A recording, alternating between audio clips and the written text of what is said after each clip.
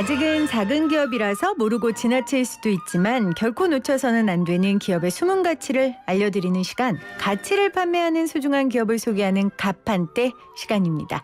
친환경 제품으로 환경도 살리고 일자리 제공으로 사람도 살리는 의사 같은 기업 만나볼게요. 제1산업 정하일 대표 화상으로 나오셨어요. 어서 오세요. 네, 안녕하십니까. 네, 제일산업 정하일 대표라고 합니다. 제1산업이 칠곡에 있죠. 네, 경북 칠곡군에 위치하고 있습니다. 네, 그래서 오늘 또 이렇게 화상으로 연결을 했습니다. 어떤 일을 하는 기업인지 좀 직접 소개를 해주시겠어요? 네, 저희는 자체 브랜드 나눔이컵을 전국 관공서 그리고 공공기관에 납품하고 있고, 국내 대표 생활용품인 유통업체인 다이소 그리고 SK 행복날의 네. 애터미, 지역 유통업체들의 종이컵을 납품하고 있는 업체입니다. 예. 네네, 말씀하세요. 예, 무형광 천연 펄프 원료로 해서 식품위생 원지를 사용해서 재활용 가능한 친환경 제품을 생산하고 있고, 대량 생산 그리고 주문 제작을 대응해 드릴 수 있는 생산 설비와 시스템을 갖추고 있는 회사입니다. 네, 제1산업이 규모가 꽤 커요. 연매출 55억 원에 달하는 국내 종이컵 생산 3위 기업이더라고요. 네. 이런 규모 큰 기업이 친환경 제품으로 제품을 생산하고 있다는 거 꽤 의미 있는 일이라고 생각을 합니다. 나눔이컵이라고 하셨어요. 그러니까 종이컵이 지금 주 제품이신 거죠?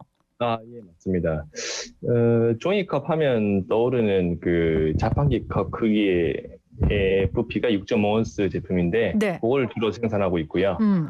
그리고 보통 이제 커피 체인점 가면 테이크아웃 할 때 받는 용기인 그 10온스, 13온스, 16온스 크기별로 또 생산하고 있습니다. 컵에 이렇게 이름까지 있고 이 이름이 나눔이 컵이니까 일반 종이컵이랑은 당연히 다를 것 같아요. 나눔이라는 브랜드 말 그대로 나누자는 뜻인데요. 일자리도 나누고, 뭐 커피도 나눠 마시고, 대화도 나누자라는 그런 뜻의 브랜드입니다. 그렇죠. 우리가 컵에 따뜻한 음료 넣고 혹은 시원한 네네. 음료 넣고 서로 뭐 네. 하겠어요? 싸우겠어요? 대화 나누고 같이 이야기 네. 나누는데 대화만 나누는 게 아니고 일자리도 나누자라는 뜻이라고 말씀하셨어요. 그리고 네. 또 제품명에서는 제품에서는 일반 종이컵이랑은 뭐가 다릅니까? 이 종이컵 쓰시다 보면 누구나 한 번쯤은 컵이 왜 이렇게 약해? 그리고 이제 또 사이즈가 왜 이렇게 작아졌지? 네. 그리고 뭐 물이 새서 바닥이 젖거나 테이블이나 혹은 심지어 옷까지 베린 경험을 하신 분들이 한 번씩 계실 겁니다. 네. 네.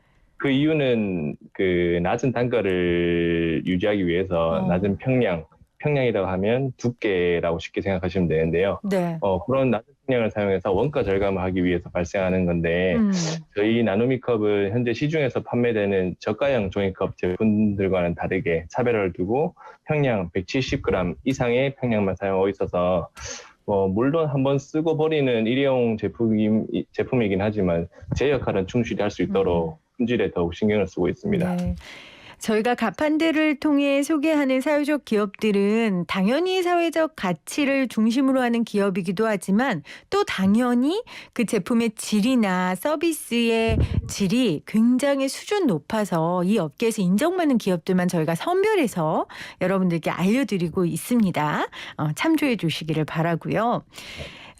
사실 말씀하신 대로 종이컵이라는 게 이제 질적인 측면에서 소비자들이 그렇게 만족하기 힘든 경우가 있어요. 근데 저 같은 경우는 뭐 종이컵이니까 뭐 당연하지 이렇게 생각을 했었는데, 그래도 이렇게 질 좋은 그리고 무엇보다도 사회적 나눔을 실천할 수 있는 종이컵을 구매를 하면 개인이나 기업 혹은 단체에 가는 이익이 좀 따로 있습니까? 말씀해 주신 내용과 같이 저희 제품들보다 더 싸고 더 쉽게 접할 수 있는 제품도 많습니다. 그럼에도 불구하고 저희 제품을 애용해 주시는 그런 이유를 생각해 보면, 첫 번째로, 장애인 고용 부담금이라는 제도가 있어요. 장애인 고용 부담금 어떤 거예요? 그거는 이제 규모가 좀 있는 업체인데 월 평균 상시 근로자가 100명 이상이 되는 업체의 경우에는 의무적으로 고용해야 하는 장애인 인원 비율이 민간의 경우에는 3.1%, 그리고 국가나 지방단체, 자치단체 등의 같은 경우에 3.4%로 지금 정해져 있습니다. 네. 근데 이 장애인을 의무 고용하지 않았을 때는 그 업체는 부담금을 납부하게 되는데요. 여기서 이제 추가되는 게 이제 연계 고용이라는 또 제도가 있습니다. 네. 그래서 저희 제일산업 같은 장애인을 많이 고용하고 있는 업체나 그리고 직업재활시설 등과 같은 업체에다가 의무 고용률을 달성하지 못하는 사업체가 도급을 줘서 이제 생산품을 납품받는 경우에는 이제 그 연계 고용 대상 사업장에서 종사한 그 장애인 근로자 분들에 대한 부담금 납부 임무 사업주가 예를 들어서 저희의 거래처가 고용한 것으로 간주해가지고 부담금을 감면받거나 면제받는 제도입니다. 그러니까 100명 이상 되는 기업은 어떤 일정 비율 장애인을 고용해야 하는데 그게 좀 어려운 기업들은 우리 제일산업 같이 장애인을 고용하고 있는 기업과 연계를 하면 고용을 했다라고 인정받을 수 있다라는 말씀이신 거죠? 예. 그러면 제일산업에서는 장애인분들이 굉장히 많이 일하시겠네요? 저희는 예전에 90% 가까이가 저희 근로자의 90% 가까이가 다 취약계층 분들인 적도 있는데 현재는 지금 70% 정도만 저희가 지금 고용을 유지하고 있고요.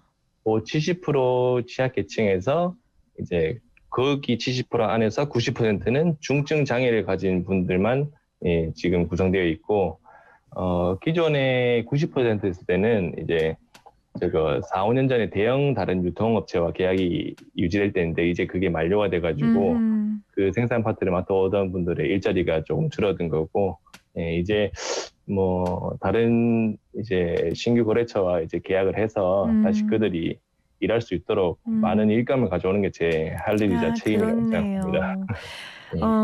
그분들의 장애 유형이 굉장히 다양할 텐데 어떤 분들이 함께 일하고 계십니까?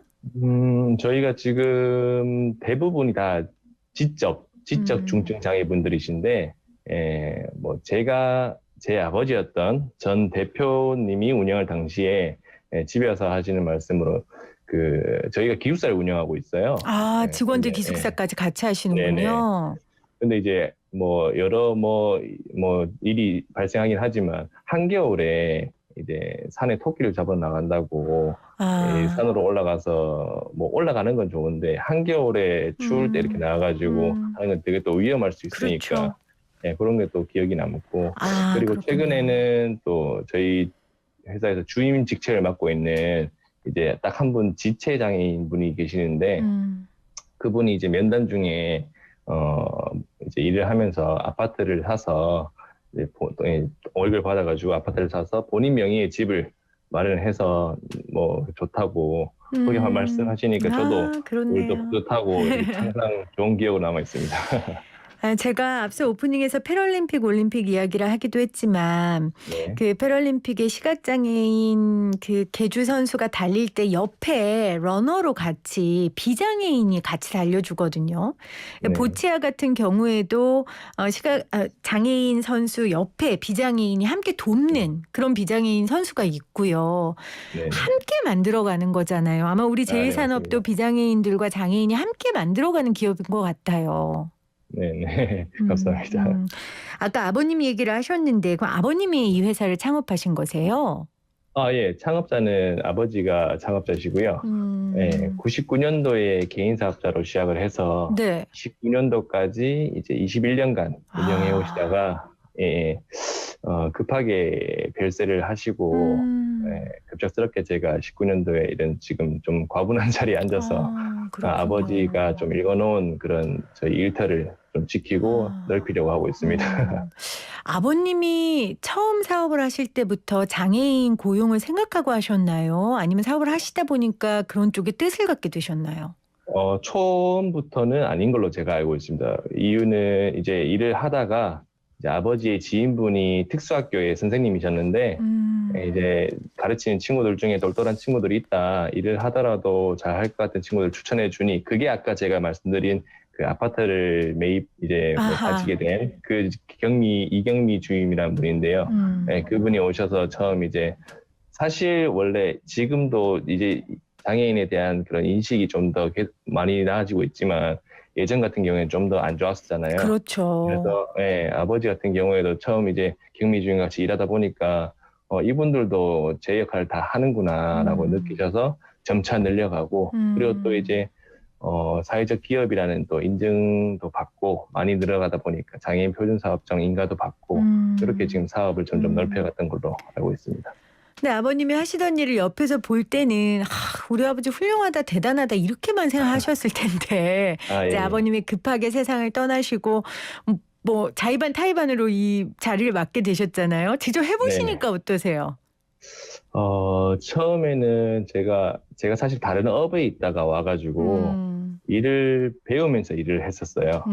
그래서 저도 반봉사하는 일을 또 했었어서 그랬군요. 저도 이제 고민을 했었지만 그 봉사보다 지금 여기서 하는 일이 좀 더 큰 많은 봉사 그리고 사회적 가치를 창출할 수 있는 걸로 판단을 해서 이 판단도 맞고 또 뭐 사실적으로 뭐 제가 책임져야 하는 가족 그리고 직원들이 있으니까 그렇죠. 그게 좀 판단의 잣대가 쪽으로 가게 됐죠.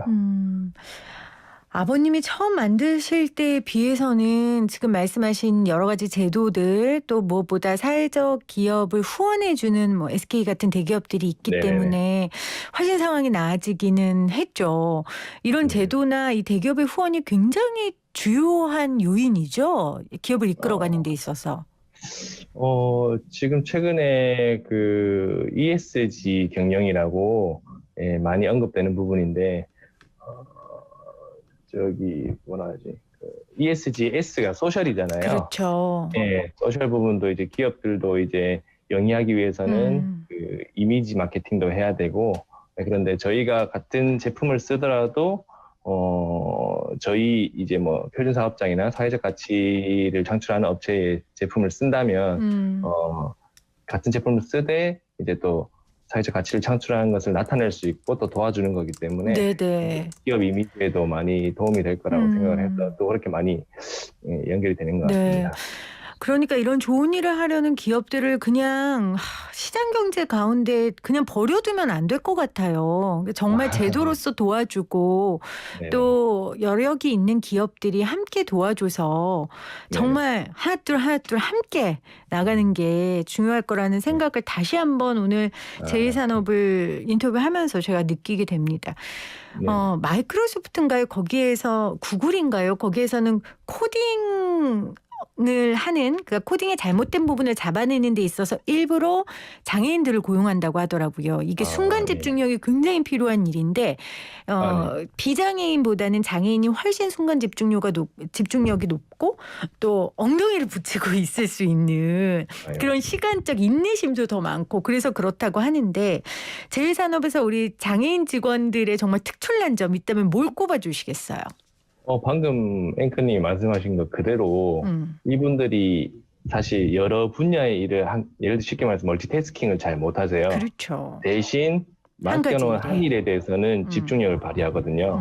그래서 저희가 사실 종이컵 제조하는 건 대부분 다 자동화지만 자동화되지 않는 뭐 검수 부분 그리고 또 운반 부분 그리고 납품 부분 이런 부분 다 저희 장애인분들이 집중을 해서 그 분량도 다 잘 잡아내고 또 그 뭐 예를 들어 쉽게 말하면 박스 접고 이런 것도 다 맡은 업무를 다 잘 수행하고 있기 때문에 그런 데서 한 분야에 대한 집중력은 되게 뛰어납니다.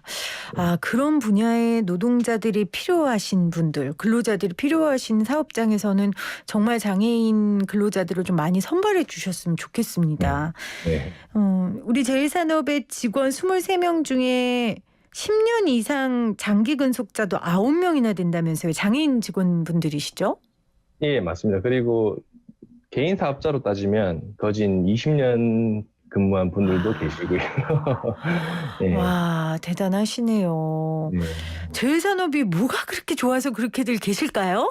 여쭤보셨어요? 아버지가 뭐 잘해주셨는지 모르겠지만 제가 더 앞으로 또 개선해 나갈 것도 많고요. 아버님 돌아가셨을 때 우리 직원들이 굉장히 마음 아파했을 것 같아요. 안 그래도 뭐 장례를 치를 때, 이제 물론 뭐 집을 돌고 이렇게 유치에 가지만 이제 사업장도 한 번 더 거쳤다가 이렇게 가기도 했었습니다. 아버님께 좀 어떤 다짐의 얘기를 좀 대표님 하셨어요? 저는 뭐 제가 아직 뭐 제가 생각하는 바는 저희 제일산업 같은 회사는 또 당연히 영리를 추구하는 회사거든요. 그럼요. 하지만 예, 무조건적으로 영리를 추구하는 기업은 아닌데 이 사회적 취약계층 분들과 함께 일하면서 몸과 정신이 불편한 중증장애인, 노약자분들도 비장애인 그리고 청년이나 뭐 중장년 분들과 크게 다를 바 없이 예, 기업에서 하나의 역할을 맡고 또 잘해낼 수 있다는 그런 사회적 기업 장애인 표준 사업장의 좋은 표본이 됐으면 하는 그런 제 바람입니다.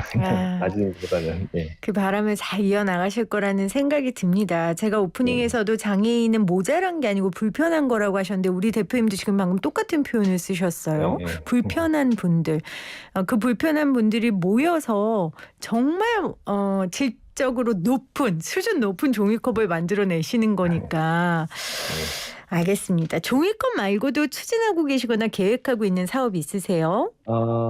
제가 19년 6월부터 이 자리에 앉아서 지금 현재 만 2년 조금 넘은 시점인데, 어느 정도 업무가 파악은 됐으나 이제 아직 제 역량이 부족하다고 생각도 하고, 큰 변화를 주기에는 좀 시기상조다라고 판단을 하고 있습니다. 그래서 그럼에도 불구하고 일회용품 시장은 사실 점차 줄어들 것으로 보이거든요. 네네. 네. 그래서 거기에 대응하기 위해서는 좀 더 친환경적인 컵, 또 저희가 갖추지 못한 뭐 설비들 이런 걸 출시해서 이제 제일산업이 오랜 기간 동안 유지하고 또 확대해서 취약계층분들과 함께 계속적으로 나아갈 수 있도록 노력하려고 합니다. 자, 이 방송 들으시는 우리 고용주 분들께 취약계층이나 장애인과 함께 만들어 나가는 사업에 대한 장점, 격려의 말씀, 좀 용기 이런 걸 좀 주시면 좋을 것 같아요. 아직 많이 인식은 개선됐지만 기회가 적다라고 생각을 해요. 그래서 또 오히려 저희 같은 경우에도 더 많은 장애인분들을 면접 보고 또 원하고 있기 때문에 포기하지 말고 일자리에 관해서는 포기하지 말고 계속 어딘가를 두드려 보면 기회가 있을 것이고 또 그 기회를 잡아서 본인도 성장할 수 있는 기회가 되지 않을까 싶습니다. 장애인분들이 좀 용기를 갖고 두드리면 분명 그런 기업들이 있을 것이다. 라고 제가 기업인들에게 도전해달라 했는데 장애인분들에게 도전을 해주셨어요. 아마 우리 장애인분들을 늘 생각하는 우리 대표님의 마음 때문이 아닐까 그런 생각을 해봅니다. 자, 오늘 가판대 제2기업의 정하일 대표와 함께 했는데요. 마지막으로 우리 제2기업에 어떤 비전이 있는지 나눠주시면 감사하겠습니다.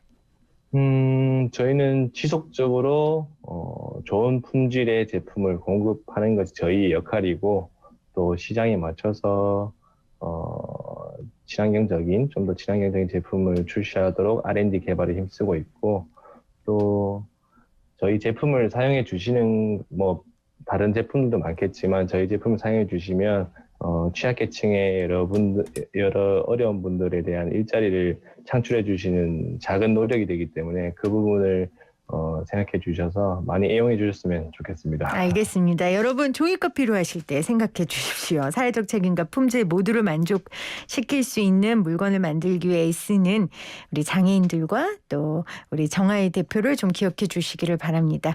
오늘 함께해 주셔서 고맙습니다. 네, 감사합니다.